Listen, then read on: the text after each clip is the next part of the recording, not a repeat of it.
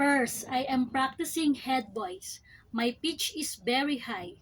I notice the vibration, the feelings happening in my head mostly. Next, I move vibration to my nose. I feel the vibration in my nose, and of course, this sounds a little strange. For throat vibration, I drop my pitch to the middle level. I relax my throat and let it vibrate. I put my finger on my throat to feel the vibrations.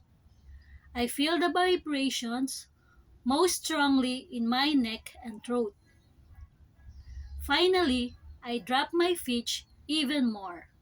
I speak with a low voice as I push the vibration down, down, down into my chest. I still feel some vibration in my throat, but now my chest is also vibrating.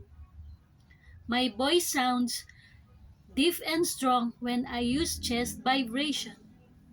As I practice, I easily move sound vibrations up and down my body. I am now ready to master the specific sounds of English.